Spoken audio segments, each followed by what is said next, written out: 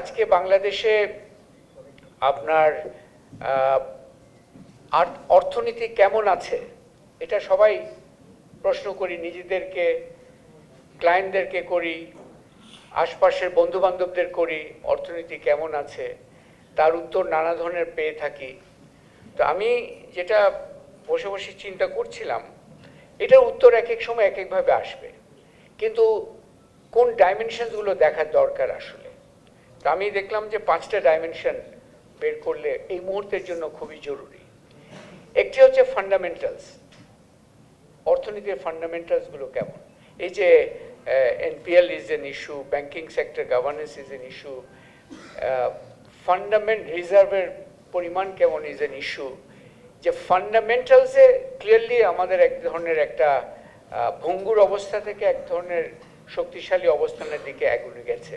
So fundamentals is একটা dimension যেখানে অর্থনীতি কেমন আছে এটার উত্তর খোঁজা যায়, এবং সেইখানে মূল মোটা দাগে দেখা যাচ্ছে সেখানে ভঙ্গুর থেকে এক ধরনের জোড়া লাগানো গেছে এবং শক্তিশালীর দিকে এগোনোর একটা বিষয় আছে।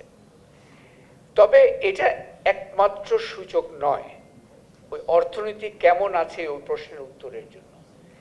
দ্বিতীয় যে প্রশ্নের সূচকটা খুবই জরুরি, সেটা হচ্ছে অর্থনীতির চাকা যারা ঘোরান, দ্য এন্টারপ্রেনিয়র্স, প্রাইভেট সেক্টর, ব্যক্তি খাত, তাদের কনফিডেন্স লেভেলটা কেমন। এটা একটা ইম্পর্টেন্ট ইস্যু, যেটাকে আমরা বিজনেস এনভায়রনমেন্টের কথা বলতে পারি, but the confidence level, confidence is an important issue. এইখানে হয়তো দেয়ার মে বি গ্রেট আছে, গ্রেট শব্দটা নট কারেক্ট, বাট কনফিডেন্স ইস্যুতে অনেক কিছু করার বিষয় আছে, পার্টিকুলারলি দি এন্টারপ্রেনিউরিয়াল ওয়ার্ল্ড। এন্টারপ্রেনিউর বলতে শুধু আব্দুল হাই সরকার নয়, কৃষক যে প্রত্যেকদিন তার প্ল্যানিং করছে সেও কিন্তু এন্টারপ্রেনিউর। এন্টারপ্রেনিউরের মানিটা আমরা কিন্তু একটা সীমিত করে ফেলেছি অনলি বিগ বিজনেসম্যান চিন্তা করতে গিয়ে। এন্টারপ্রেনিউরস হচ্ছে everyone, including that small farmer যে প্ল্যান করছে কোন ইনপুটটা নিবে, কি প্রডিউস করবে এবং কোথায় এটা মার্কেট করবে, সেও কিন্তু এন্টারপ্রেনিউর। সো এন্টারপ্রেনিউরের একটা বৃহৎ সংজ্ঞা, সেখানে কনফিডেন্স লেভেলকে ইমপ্রুভ করার যথেষ্ট কাজ রয়ে গেছে এবং ভবিষ্যতে থাকবে। পার্টিকুলারলি আমার মনে হচ্ছে এখন যে একটা ট্রানজিশন হবে, ইলেক্টেড গভর্নমেন্ট আসার বিষয় আছে, এই মুহূর্তে এগুলো তাদেরও সজাগ হওয়ার একটা বিষয় আছে। থার্ড যেই সূচকটাকে আমি গুরুত্ব দিতে চাচ্ছি সেটা হচ্ছে actual, let's say the policy and input support to the actors. এটাকে আমি বলবো যে এটা is a question about economic democracy. এখানে inequality issue, but economic democracy হচ্ছে যে যেমন এসএমইস বা যে কৃষকের কথা বললাম, তাদের পলিসি অ্যান্ড ইনপুট সাপোর্ট, যেমন ফাইন্যান্সিয়াল সাপোর্ট, এই যে পাচ্ছে কিনা, দি ঋণের সুযোগগুলো পাচ্ছে কিনা, কেমন করে পাচ্ছেন, আদার সুযোগ, পলিসি সাপোর্টগুলো পাচ্ছে কিনা। এই ইকোনমিক ডেমোক্রেসি কিন্তু একটা ইম্পর্টেন্ট সূচক ওই অর্থনীতি কেমন আছে সেই প্রশ্নের উত্তর দেওয়ার জন্য। সো এইখানেও কিন্তু অনেক কিছু করার আছে, পার্টিকুলারলি এখানে যেটা বলা যায় যে আউটসাইড দি সেন্টার যে ইকোনমিক অ্যাক্টর যারা আছেন, এসএমই থেকে শুরু করে ক্ষুদ্র যারা পর্যায়ে কাজ করছেন, এবং আপনারা দেখেছেন যে বাংলাদেশ ব্যাংক ব্যুরো স্ট্যাটিস্টিক্সের অর্থনৈতিক সংজ্ঞা, ইকোনমিক সেন্সাসের লেটেস্ট যেটা বেরোবে, এখনো বের হয় নাই, সেখানে কিন্তু এই এন্টারপ্রাইজের মধ্যে যে ইকোনমিক হাউসহোল্ডসের সংখ্যাই কিন্তু বেড়েছে সবচেয়ে বেশি।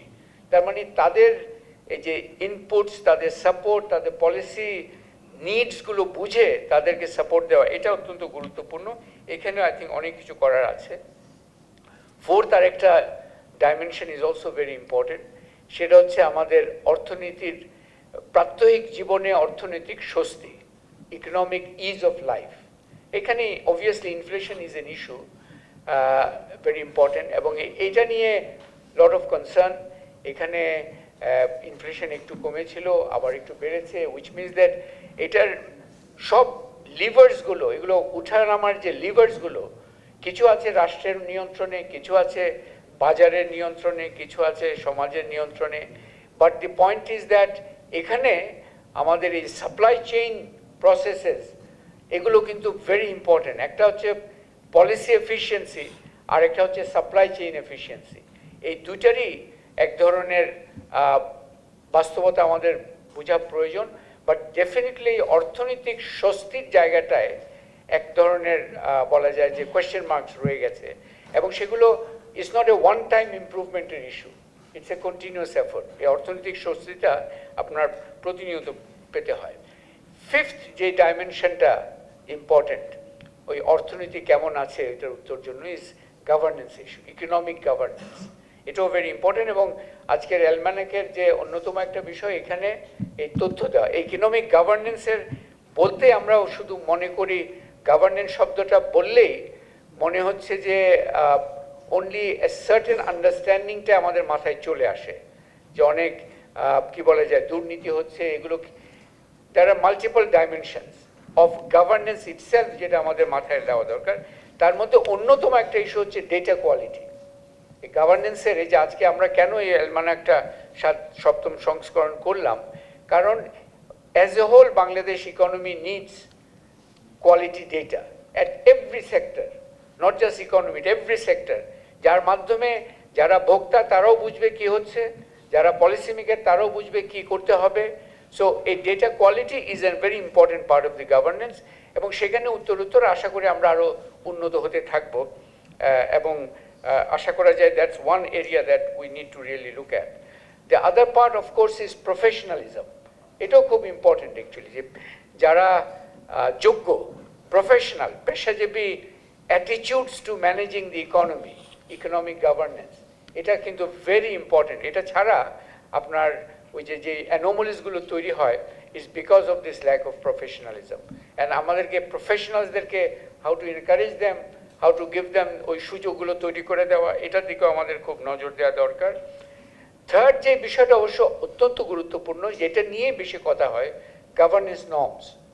এই যে ডক্টর সালাউদ্দিন বললেন আমরা 2 বছর এই অ্যালমানাক করতে গিয়ে সহায়তা পাই নাই, ওই সময়কালের বাংলাদেশ ব্যাংকের রোলটা actually was in a question mark. এই যে নর্মসের ব্যাপারে আমরা দেখেছি যে কিছু ব্যক্তিবর্গের বা কিছু গোষ্ঠীর সুবিধার্থে অনেক ধরনের নিয়মকানুন ইত্যাদি তৈরি হচ্ছিল, এগুলো হচ্ছে নর্মসের পুয়ার নর্মস। সো নর্মসগুলো ইমপ্রুভ করা, এবং এটা আশা করি যে এই যে ইমপ্রুভ করাটাও কিন্তু একটা ধারাবাহিকতা ইনশিওর করতে হবে।